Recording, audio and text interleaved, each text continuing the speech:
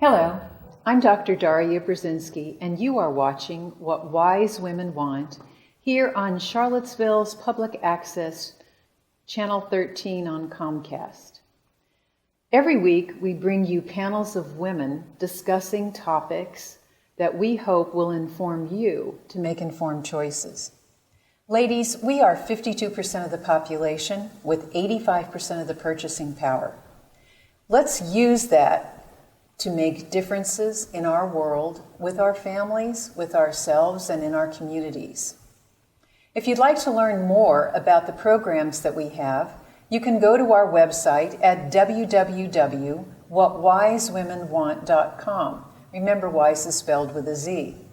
There you can find past programs and future programs, as well as the list of people who are on our programs and a link to tell you a little bit more about each one of them and how you can contact them if you'd like to. You can also put your questions in our website, and we will ask them for future broadcasts because this is taped. And we will use those questions in our future broadcasts. Today we're going to be talking about Food for Health Part 2. We really did not cover all of the topics in the last program that we did. And I think this program and these topics on food are really important because we eat every day. But the kinds of foods that we eat affect us. They affect our health, they affect our emotions, they affect our mental stability. And so we really need to get an understanding. A lot of the things that we learn on the television are not less in commercials are not necessarily true. And it's really hard to differentiate sometimes what's true and what's not true. So today we have a panel of experts, as we always do. To my right is Susan Dunlap, Nutrition Information Specialist for Rebecca's Natural Foods. To her right is Terri Saunders, Certified Natural Health Professional from Sunrise Herb Shoppe. To her right is Heather Esposito, Food and Wellness Coach for Smart Sexy Living. And to her right is Robyn Coale, Registered Dietitian for the Revolution Health Center. Okay, ladies, I have 50 questions here. So last time we only got through 3 of them. So let's start today with talking about something that is permeating the stores these days, and it's the holidays. Well, this isn't going to be shown during the holidays, but there is sugar everywhere.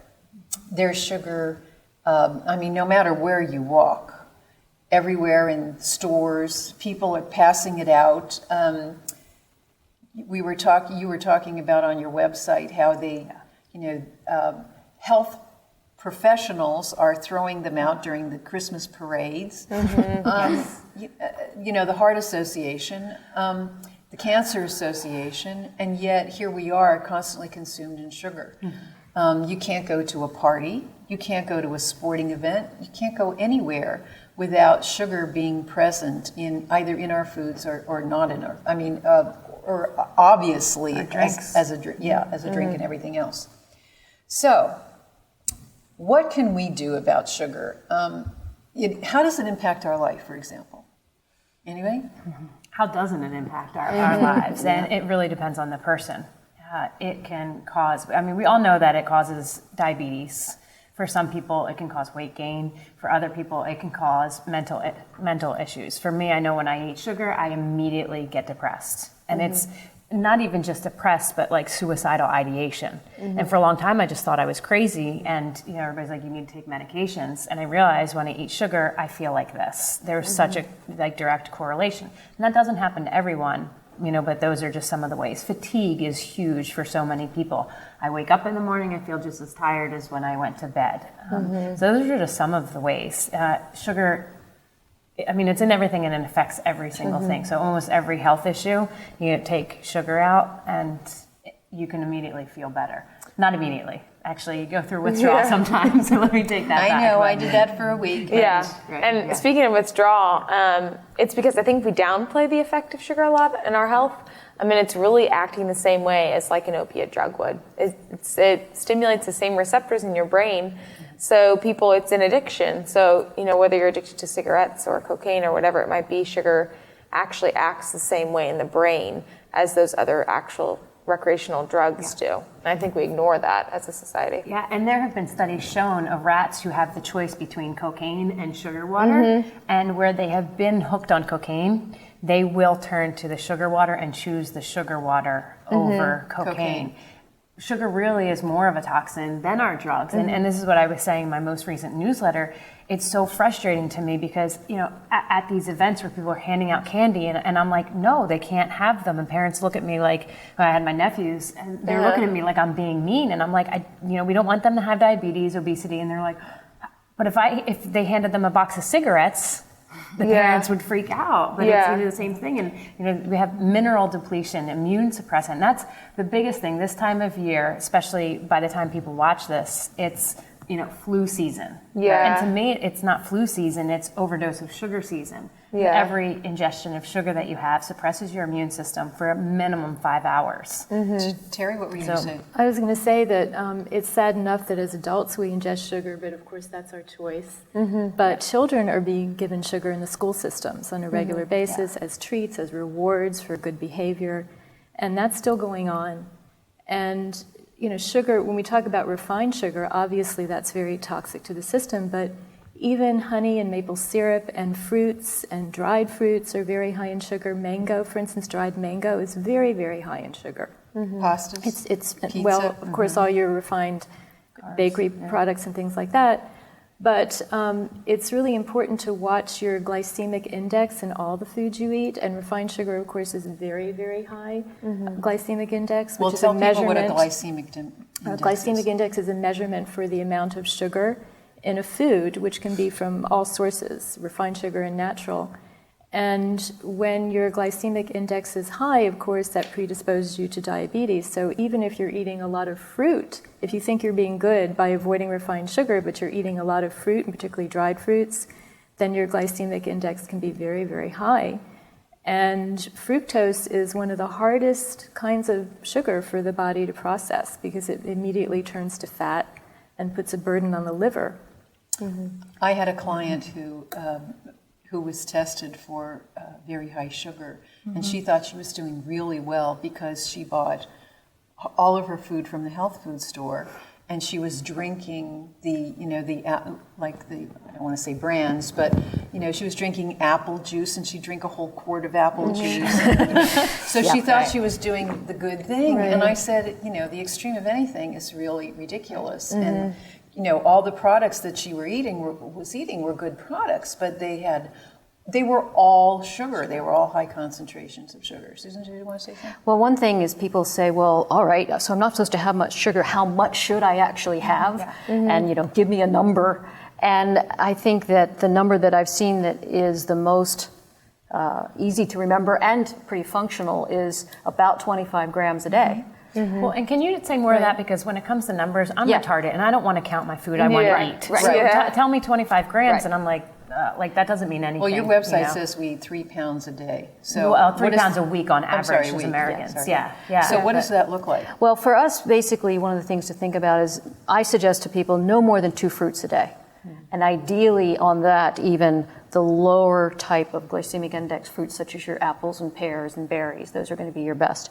But overall, for most people, they have no idea really how much sugar is in something without looking at the label. So looking at an actual label and looking at the grams of sugar is useful. But people still often don't know what grams of sugar really means. So one thing that I've found useful is to convert that grams into teaspoons. Yes. And that basic number is that for every 4 grams, it's 1 teaspoon of sugar. Which generally, and I brought these packets, I'm more visual, so even the teaspoon doesn't always work with me, but no, it's, for every 4 grams, it's 1 of these. And so one of the things... So 5 of those a day is enough. That would be 20 grams. Yeah. And when you say enough, like I say, it all depends on the person. And that's one of the things that we give out a number, but it's really helping the person to know for them, because 5 of these, for me, there's no way. Like I couldn't do it. And I think for a lot of people, I think it's a good way to start and then like kind of to wean off And of. then I think saying it's unique to the individual, I also think it depends on how active you are. Someone who's an endurance athlete, obviously isn't going to be affected as much by consuming more than 2 servings of fruit per day. They're burning through that before it gets, too much of a heavy burden on the system. Versus someone else who isn't active, they don't need all of that, fructose or that high quick energy sugar because they're not burning through it. Their body's not utilizing that But as remember, fuel. we're talking about fruit here, but the fact is that in the foods that most people buy in the grocery store, it's They're not. high concentration. Oh, yeah.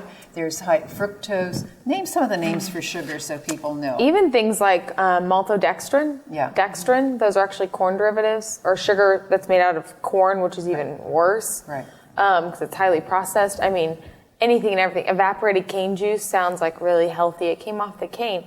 That's just a really cool name for sugar, essentially. I mean, high fructose corn syrup, anything that ends in ose, sugar alcohols that end in tol, or anything. Say some names. Malitol, xylitol. There's fructose, sucrose, Okay.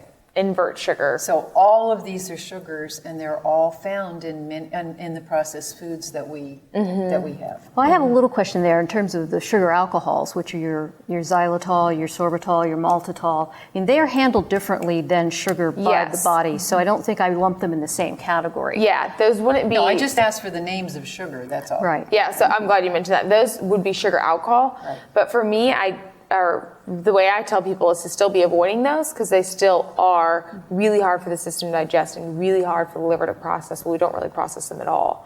So it actually just ends up being, 1, acidic to the body, and 2, pretty hard on the system.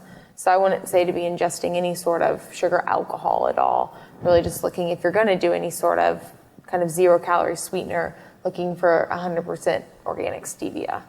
Would be the only thing I would. Stevia is the best, Yeah. in my opinion. Yeah, that I would recommend. Unfortunately, it has more, it has an aftertaste and things like that, so it's very difficult Not for people. always. It depends Not on how always. it's processed. You get a good high quality stevia. Oh, really? If you get pure stevia extract from the plant, Yeah. because a lot of stevia extracts are actually reconstituted powdered stevia.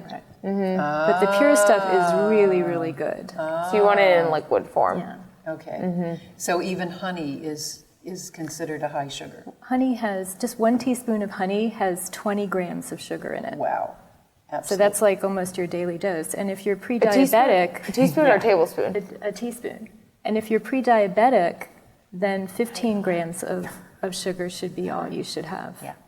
Well, And so many people are these days. I They know. don't even And know well, it. Well, they say that 90% of people are pre-diabetic and Right. don't know, and about 25% of people are. And just so that people know, well, how do I even know if I'm pre-diabetic? Some of the symptoms, which can range from so many different things, but the biggest one is if you pass out on a regular basis. That's a sure sign. That's a good sign, If you, after 2 hours of not eating, and you want to kill someone and not feel bad about it, that's a really good sign as well. Really? Come on. Yes. Say from experience. If you get the shakes, Right. which a lot of people do, or if Headaches. headaches, Headaches. another If you're thing. drinking a lot, Yep. Yes. Difficulty peeing a sleeping. lot. Yes. Yeah, going to the bathroom a lot. Those are all signs that you're pre-diabetic. If you are craving, if you're like, well, I could never give up X, Y, and Z, that usually means that'd be something that you can give up. The issue is, I know when I was diagnosed as pre-diabetic at 16, after passing out, and the doctor said, don't eat sugar. Okay, what does that really mean? And that's where, people like us come in, because, the doctors, they're great at their jobs of diagnosing, but then what happens? And it's where people like us step in to say, okay, I can teach you how to cook, because that's what's going to help people's lives, is getting back in the kitchen, out of the doctor's office and back in, back in the kitchen, going to somebody like you, say, okay, give me guidelines, then go to you, and, for you getting extra help, because they're going to need some supplements and things to really support their system. Well, let's face it, we're pre-programmed to sugar. From, there was many generations there where people decided that breastfeeding was no longer any good, which does have sugar, but it's natural sugar, and that the milk, and then we were given formulas, and I've read labels and I've publicized labels of formulas, on and on and on. And they're basically sugar. Almost every ingredient in them is sugar. So we're pre-programming ourselves to be sugar addicted from very early stage, from the very moment of life all the way through. So it's no wonder that our brain, our body craves it, our intestinal area craves it, every part of our being craves it, because that's what we're used to. And sugar water for babies. That's what I was going to say. Yeah. So, as soon as they're born, they want to Exactly. give that to them. Exactly. And even, because I don't want us to feel like we're putting all the blame on the food companies, just by nature, like you said, mother's breast milk is sweet because it helps to create the sucking reflex. So even for those who have been, my nephew is breastfed, and solely breastfed, that kid has a sweet tooth, like crazy, So some of it's the constitution, and Right. you were born, Right. even whether you're breastfed or not. And you could have been completely breastfed, but then fed, your first couple of foods is sugar, and that sets you up, for how you're going to, the foods that you're going to crave for the rest Susan, of your life. how would you help somebody who has a sugar addiction when they came to you and Rebecca's? What would you do? Well, one of the first things is ask them how much protein they're getting. Okay. Because so many times people are substituting the carbohydrates for their good healthy fats and their good healthy proteins. And if you can get that established so that they have a more stable blood sugar because of having fat, fiber, and protein, those three things, then that can set you up for the ability to say, okay, I'm not craving it because my blood sugar has dropped and I'm just like this and I can't think straight. But now I can say this is a choice. And then you can make an intellectual decision, and that's a whole different thing than an emotional and a physical craving kind of situation. What do you say to vegetarians? There's plenty of protein there. There's no problem. I want you to talk about that because I'm being the devil's advocate here because when you say protein, people think of meat and animal products and things like that. So tell us how protein is, how do we get protein without having beef or chicken? Yeah, so if you're not eating meat or if you're not eating dairy or anything else, you can get plenty of protein through plants. So the obvious to vegetarians, I guess, is beans and lentils, getting it from there. Then nuts and seeds are going to give you plenty of protein, but vegetables, eating them in enough quantity, I wouldn't suggest or recommend eating only vegetables, but vegetables are 40 to 50% protein. And people don't realize that, you eat 100 calories of broccoli, you've got 8 grams of protein versus 100 calories of steak and you've got 5 or 6. So you're going to be getting plenty of protein through not eating animal products, beans and lentils and those sorts of things. Can I add something to that? One of the things that people don't realize is unless they soak their grains, beans, nuts, and seeds for 6 to 8 hours beforehand and rinse them off, there's something called enzyme inhibitors in those foods that prevent us from digesting them. Phytic acids? Phytic acids, exactly. Yeah. And basically these are all seeds that we're talking about of some kind, and the coating of these beans, grains, nuts, and seeds actually prevent those seeds from sprouting until they are in nature, fall from the plant, and the moist spring rains come, and then those enzyme inhibitors are washed away, and then those things can sprout. So there's a protection on the coating of these foods that prevents us from digesting them. So when birds eat seeds, what happens is they have a little gullet in their neck where the seeds will sit for a period of time. The enzyme inhibitors are released, and then they swallow it, and then these things are pre-digested. So if we're going to eat these foods, and this is what our ancestors did too, then we need to make sure that we prepare them the right way. I'd like to ask a question about that because at times I forget to do it myself. If I You have to plan ahead. That's the thing. Well, when you have a busy life, sometimes it's hard. So I want to ask this question: if I put my lentils, for example, in a crock pot, and I put it on low, and it cooks, for the whole day, will that get the enzymes working? You should really soak your beans and lentils first before you cook them. And do you wash? It helps. Do you rinse it as well? It does help, and then rinse them because then you're rinsing those enzyme inhibitors after you soak off. them, do you rinse it? Yes. Then you rinse it. Okay, so in other words, crock pots aren't going to alleviate the leaving it overnight to soak. Right, and a correct? little trick when you're cooking beans, if you put some seaweed, I like to put kombu or kelp in the pot. It actually helps to prevent you from having gas, because a lot of people have gas when they eat beans, so it helps you to digest it better. Okay, so you were talking about, what were the 3 things that you tell people to eat? Protein, fat, and fiber. Protein, fat, and fiber. Okay. There was a recent book that just came out. Sorry, I don't remember the title, but you're bringing it up for me. And it said the reason that Americans are overweight is because of fat, salt, sugar. Were those the 3 things that they said in the book that were contributing to the obesity in America? So if we don't have, our diets are full of fat, sugar, and salt. So I thought those things were good for us. What Good kind fats. of fat? Oh, good fats are good for you.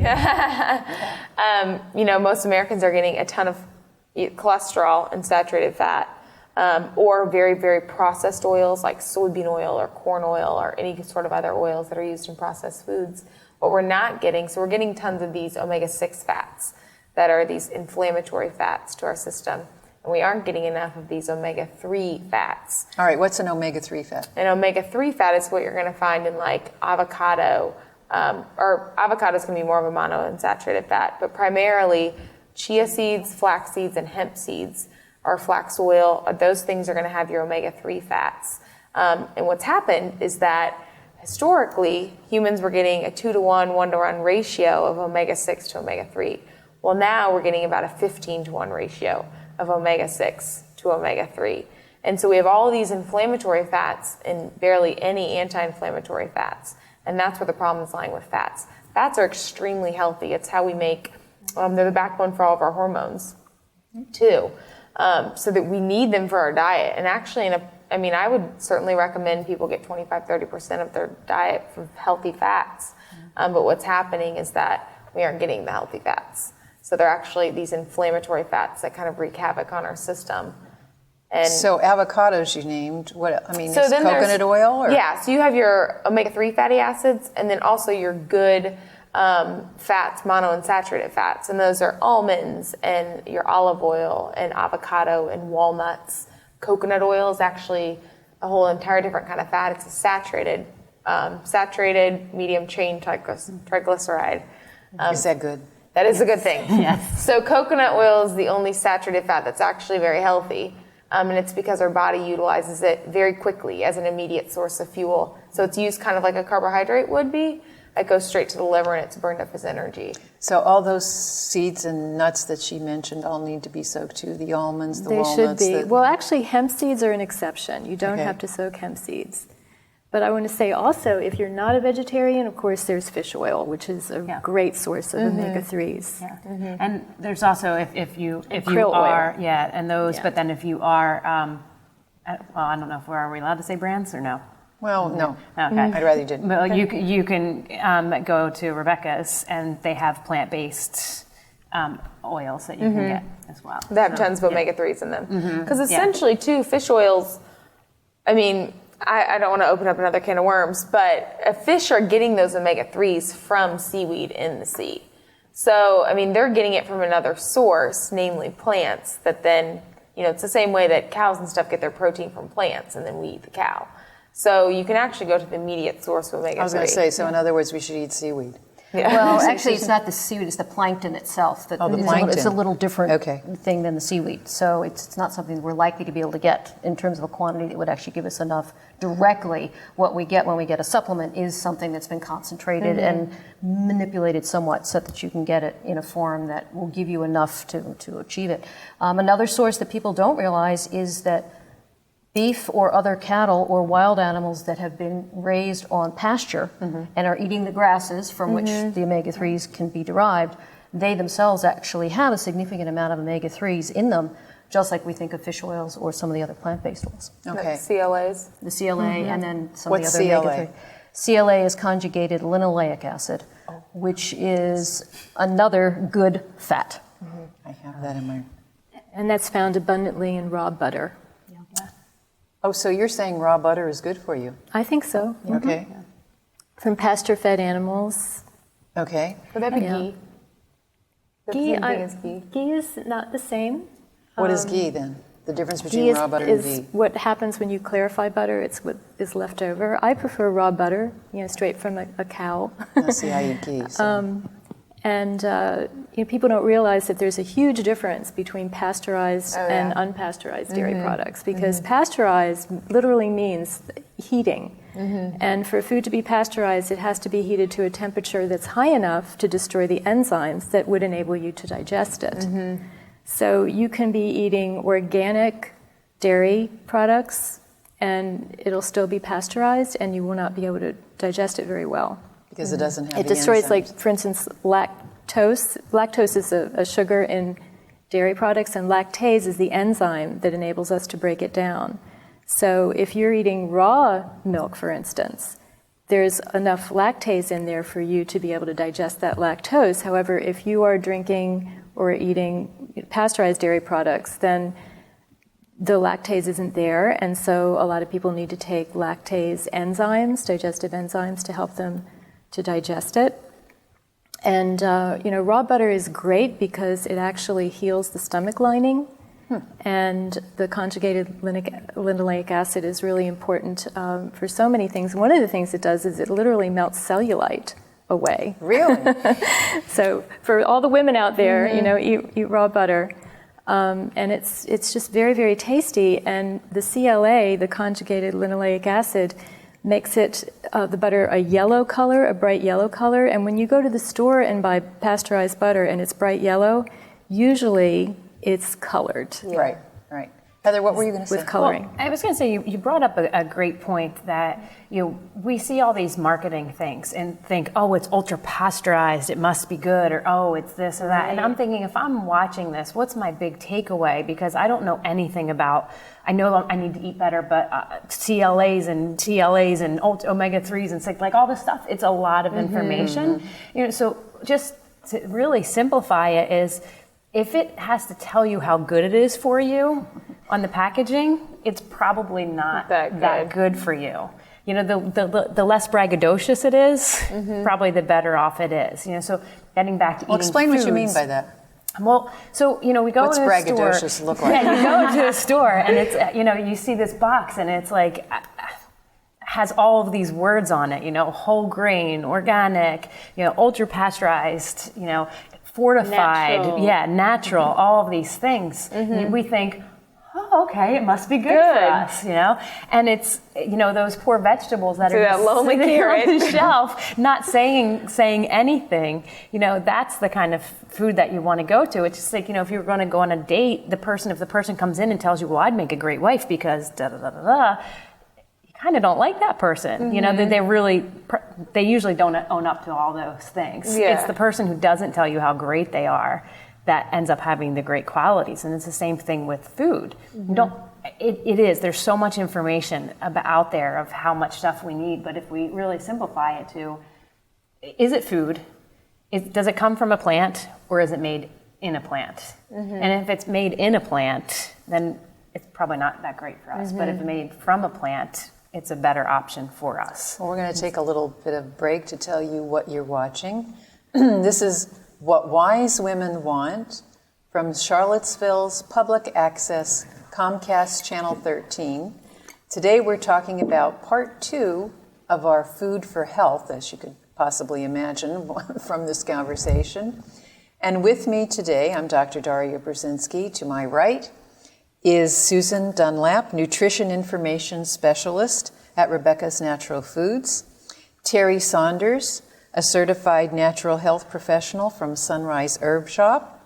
Heather Esposito, food and wellness coach from Smart Sexy Living. And Robyn Coale, from a registered dietitian at the Revolution Health Center. Okay, so, I know what happens to my clients alone when I talk to them about food. They are so overwhelmed by all the information. And it kind of reminds me of, we did a program on the Affordable Care Act. And I realized during that whole process that the insurance companies are the ones who are making everybody all paranoid about the things that are going on and using scare tactics. And so, in the food industry, we have all these people are talking about natural and organic, and this is good for you, and and here we are talking about natural foods that are much more beneficial for us than all these packaged products. So, but one of them that's packaged, so to speak, is fermented foods. Talk to us a little bit about what fermented foods are. Now, as the ethnicity I grew up on fermented foods. So I loved fermented foods my entire life. But tell us what they are.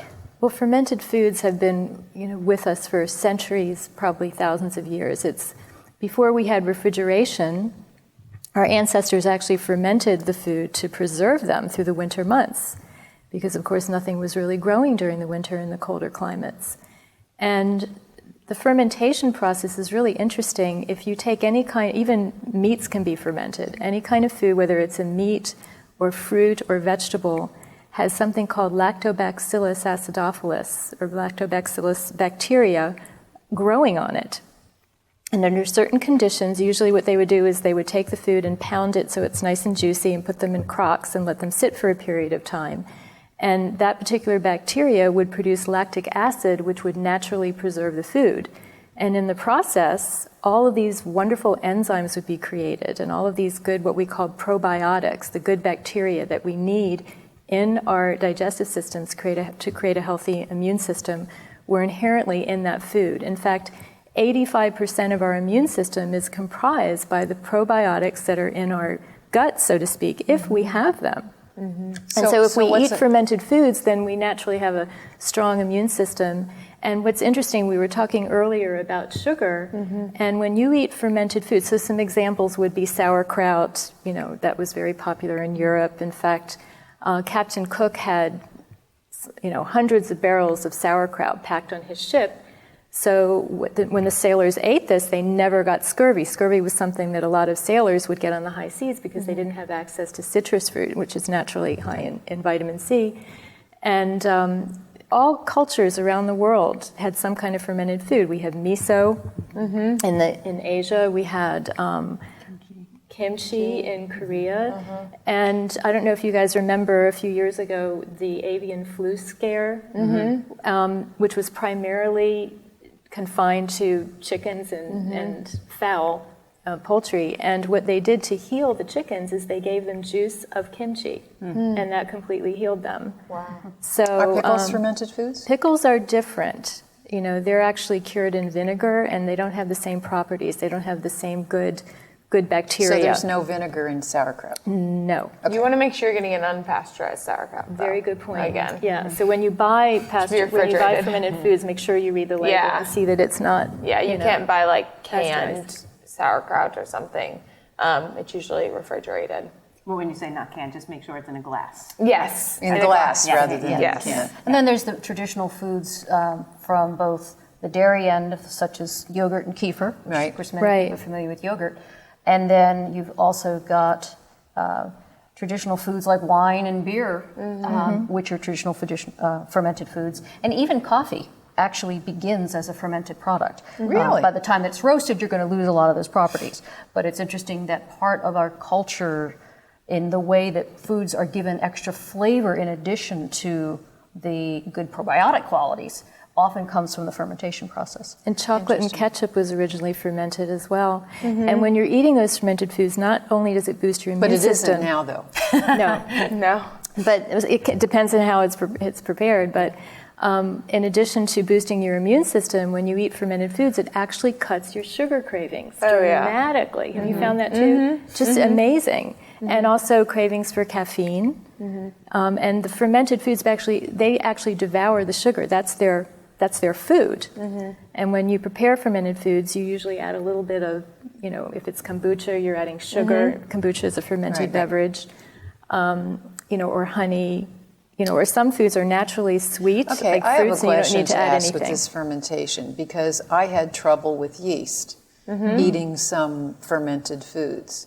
So what does that mean? What do you mean trouble with yeast? I would get it, yeast infection or buildup from eating fermented food. Well, kombucha was the one that really triggered it. So what is that, is that the body cleaning itself, or is that an imbalance, or what is that? Could be a detox, or it could be that the kombucha just wasn't fermented enough.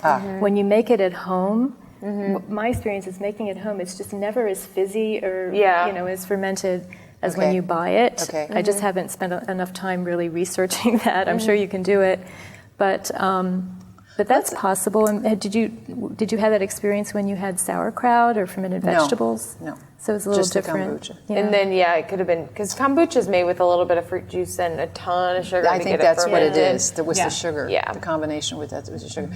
So she hinted about enzymes. What are enzymes? Tell people what enzymes are. Anybody have that?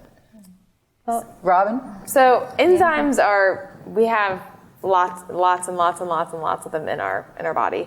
And enzymes basically allow reactions in the body to occur. So if we need to digest something, we'll need an enzyme for it. If we need to convert a nutrient to another nutrient, we'll need an enzyme for it. They're kind of like the catalyst to a lot of, or if not, the majority of our biological reactions that are going on inside of our body. So they're kind of essential to life. They're made up of protein. And most importantly, when we're talking about food and stuff, we need these digestive enzymes. That comes back again to gut health and keeping your gut healthy and making sure that, we're getting all the good probiotics and stuff to keep our gut healthy. And then also that the digestive enzymes in our food are actually available when we eat them. So that's why it's a good idea to get a good mixture of raw and cooked vegetables and other foods, because when something's been heated, the enzymes are broken down. So that's why we need some raw, I always say make sure at least half of your meal is raw, so you have those digestive enzymes to begin to break down your food. People ideas of raw as a salad. You mean more than this lettuce in a salad, like eating a cucumber or eating anything that has not been heated. Essentially, raw is anything below 118 degrees. But anything that has nuts and things like that constitute raw. Okay. So let's say that you're eating even enchiladas for dinner or something. Eating that with a big salad will give you all the digestive enzymes. Okay. To be able to digest that, and you've got some alkalinity in that too. That's a whole other conversation. But being able to that was one of my questions. I would recommend taking digestive enzymes. Well, I was about to ask you about that because I know you have. So are digestive enzymes and probiotics the same thing? No. Okay, tell us the difference. Your digestive enzymes are the components, as she was saying, that actually help to break the foods down themselves. Okay. And there are enzymes that are specific for each type of food. So ones that work on proteins, ones that work on carbohydrates, ones that work on sugar, and so forth. And you can buy a supplement that has all those together. And if someone has a particular sensitivity, knowing that they don't digest fats well particularly, then they might take a supplement that has extra of the lipase, which helps to break down the fats, for instance. And if you're in a situation you're going out to eat, or you just know that your system is tending to be weak in that, and you're maybe in a transition diet and you aren't eating a lot of raw food at the moment, those digestive enzymes will help to make sure that you can assimilate the foods as best that you can. And then you've got your probiotics, which are your good bacteria. It just literally means pro-life, good bacteria. And those will help to break the food down in the intestinal system, but from a different perspective. So probiotics and enzymes are two different things. Right. So just like for anybody watching me, is that a lot of times when people start to switch to a more whole foods diet, they're eating more beans, they're eating more plants, and then they're like, well, I just have gas all the time. I don't want to do this. This isn't good. If they came to you, what would you say? And that's the first thing I would look at is the digestive enzymes and say, here's a situation where you're going to need an assist until your body actually starts to ramp up its own production and then make more of the enzymes that it needs to do that. And there are situations also where people may have had a gallbladder removed and they can't produce some of the enzymes that they need to help things down. So that's where it really becomes very essential to support the body with enzymes that it can no longer produce. So you can't get these things just from food alone, is what you're saying. When you eat a raw food, there are enzymes in that food that are there to help you digest the food. You know, when an apple falls from a tree and there's a bruise on it, those are enzymes that are starting to decompose that apple. Mm-hmm. When you eat a cooked apple or a cooked vegetable, what happens is there's no enzymes in that food, or even meat, and so your pancreas has to produce enzymes to break down that food. Now, your pancreas was not designed primarily to produce digestive enzymes. It produces enzymes that help with every metabolic function in your body. You know, everything that happens, as Robyn was saying, in your body needs an enzyme as a catalyst to make it happen. So if you eat primarily cooked food, and in the wintertime we naturally gravitate towards warming soups and things like that, if you're not taking digestive enzymes with that cooked food, then your pancreas has to work really hard. And over a period of many years, the pancreas gets enlarged because it's working so hard. And eventually you can end up with pancreatitis, for instance. Mm-hmm. So I'm just a real advocate for taking digestive enzymes with all your cooked food. And this is interesting too. It was discovered in the 1980s. A Swiss scientist discovered a particular process called digestive leukocytosis, which happens when you eat cooked food. So leukocytosis is a process where the body actually mobilizes the immune system to send immune cells into the bloodstream to fight foreign invaders. And when you eat a cooked meal, that's what happens. Your body mobilizes the immune system to send these immune cells, the B cells and the T and the killer cells and all those things, into the bloodstream to try to fight what it considers to be a foreign invader, which is the cooked food that has actually penetrated the intestinal wall and gone into the bloodstream. So so there's eat a lot at of least people who 50% don't raw. like vegetables, who don't like raw. Yeah. So what can we do to help them to get this raw vegetable in their system? This is a huge thing for me because I was the worst eater as a kid, so I so relate to this. And one, it's just challenge your thinking of it may not be the vegetable that you don't like, it's how it's prepared. That could be one thing. And also, because of all the sugar that we've eaten, our taste buds are literally immature. So we have to give ourselves time to be able to help it grow up a little bit. Yeah. And I just had this experience yesterday. I don't like eggplant. I've just never liked eggplant. And we were at a local restaurant. It was amazing. And I was like, well, I like eggplant like this. You know, so some of it is just in how it's prepared. So trying it different ways, not to say, oh, I hate Brussels sprouts. Oh, I don't like how they're prepared this way. Let me try to prepare it a different way. I think that's one of the biggest things is understanding that it's not maybe that food, it's just how it's prepared. Yeah. Well, I'm talking about raw now. So even raw vegetables, I mean, I'm the first one to say if I had to choose between all the foods, I want to be like, please give me raw carrots and celery, So it's, but I think once your palate starts to change, like Heather's saying, once we actually detox the system of all the sugar and all the processed foods and all these really addictive substances that are in our foods, once the system starts to get cleansed, your palate completely changes. Very true. Yeah. And so you actually then, I grew up in the Midwest, in a single parent home, I was not eating raw kale salad, I'll tell you that. And so my palate's definitely shifted, and even over the past 3 years, now I actually crave things like raw kale salad, which is actually delicious once you start to really prepare it and put yummy things on it and all kinds of stuff. But I think just having patience with yourself and knowing that when you start to, change your diet and shift towards a more plant-based, even raw or plant-strong, raw sort of diet, and just incorporating more raw foods, think of yourself as a student. And, you didn't start out in first grade with a college degree, right? You went through all these different steps to get your degree. Same sort of thing, taking it as a practice, and the more you practice and enjoying the better. So I think just being patient with yourself and really just allowing yourself, one, to prepare them so they taste good, like steamed versus roasted Brussels sprouts. See, and I would take roasted Brussels sprouts over steamed any day. Yeah, that's So roasted. How do you roast a Brussels sprout? Oh God! I mean, I've only steamed them before. You just slice them up and literally. I like to throw olive oil, coconut oil on them and throw them in the oven. Yeah. A little bit of salt and pepper. Chop the little stem off the bottom and cut it in half. Cooked them that way. Roasted vegetables in general are sweeter. Okay, but they're still heated, aren't we? Breaking them down, putting them in the oven. Yeah. Oh, okay. And I've had, like, Of course, you can't eat raw Brussels sprouts. No, yes, you can. Like, I have this great raw Brussels sprout and kale salad on my website, and it's so good. And like, people are just so surprised you season it, right? because we think Brussels sprouts are in this. I grew up calling them Barbie heads because they're like the size. Anyway, and I hated them, but now, like, I just made them the other day, and we're like, why do we eat those ground up? Like, chopping them, we don't think to chop them up. I don't think shave them. No. Yeah, and you can eat them raw that way. And they're so good. All right, there's a topic we keep avoiding constantly for our last, part of our program here, and that is detox. And you all know I spent a week in detox this past week.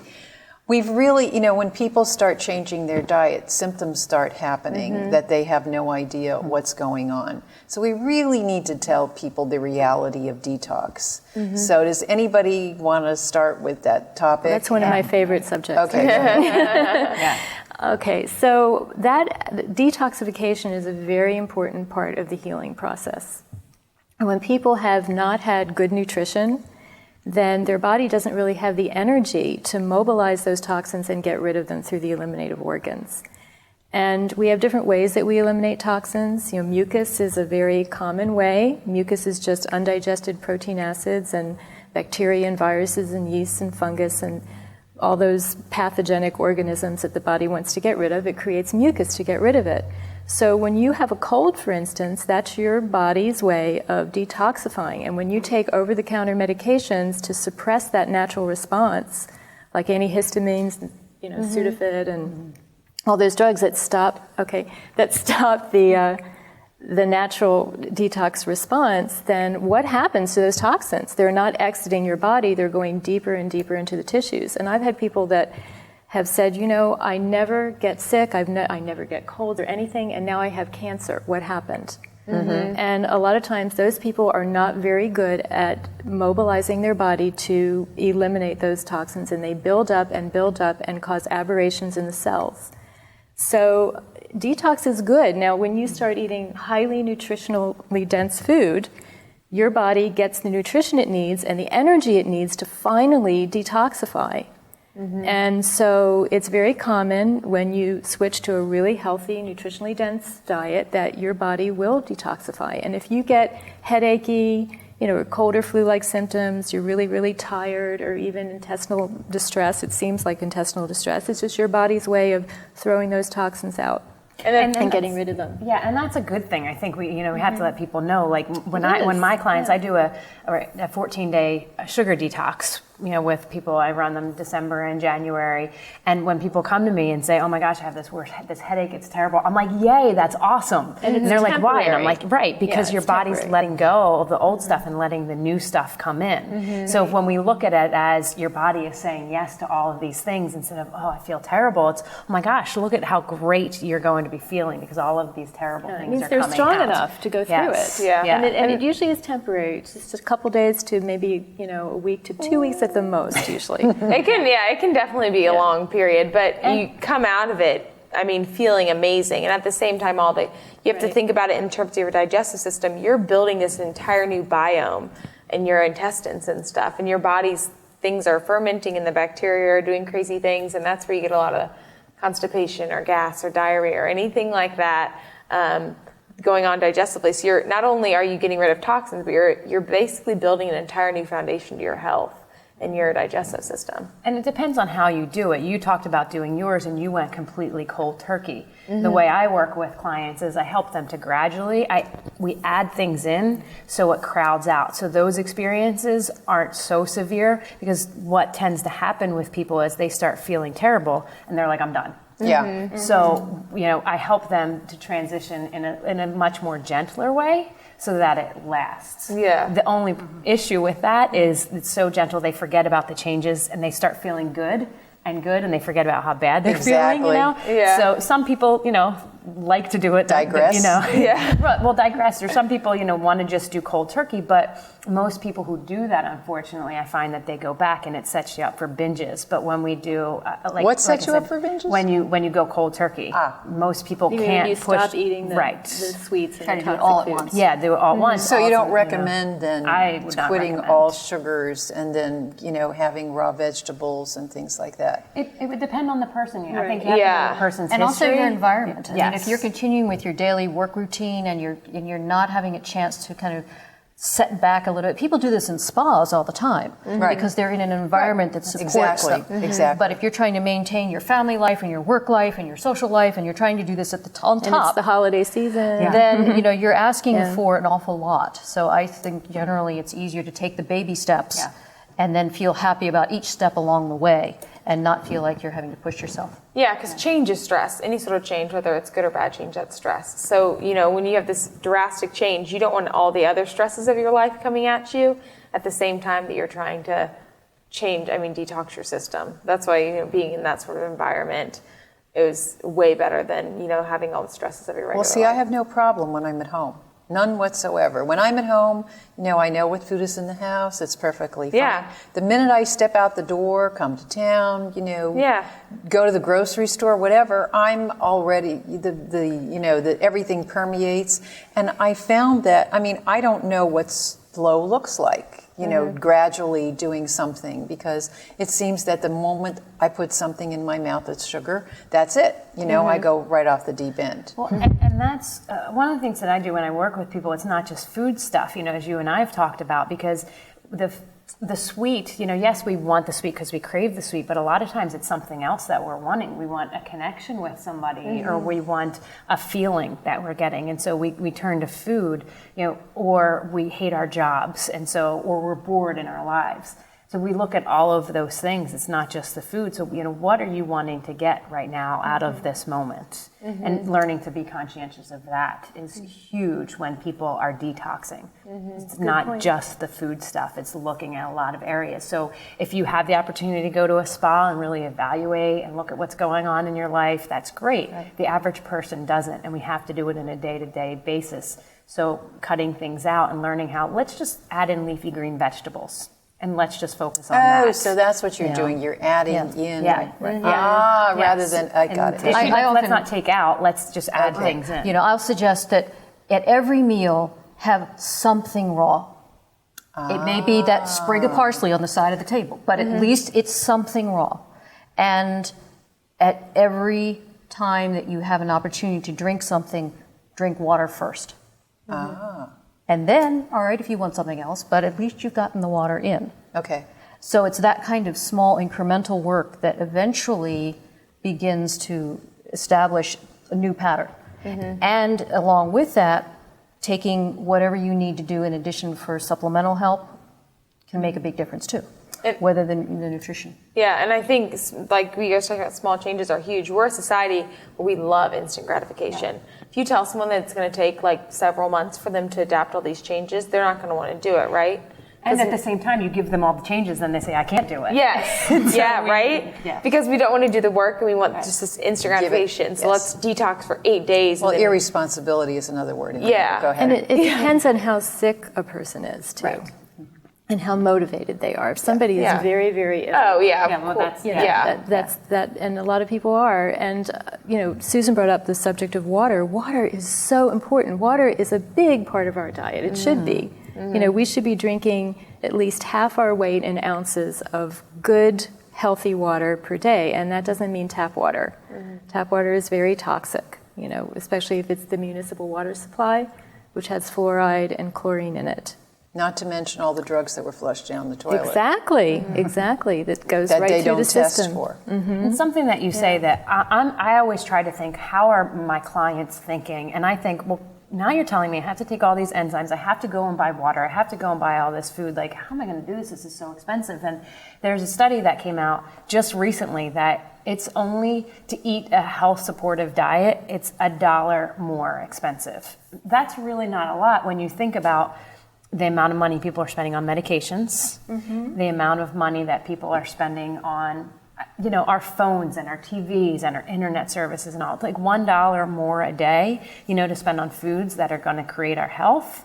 It's really, so we have to dispel this myth that it's not, that it's, that it's expensive to eat healthy. Yeah, there's also, are we allowed to say websites? No. So you have been, we've been talking here about food for health, and I'm frankly going to re-watch this over and over again because I've learned so much today. And we have been visited today on our panel. To my right is Susan Dunlap, the Nutrition Information Specialist for Rebecca's Natural Foods. To her right is Terri Saunders, Certified Natural Health Professional at Sunrise Herb Shoppe.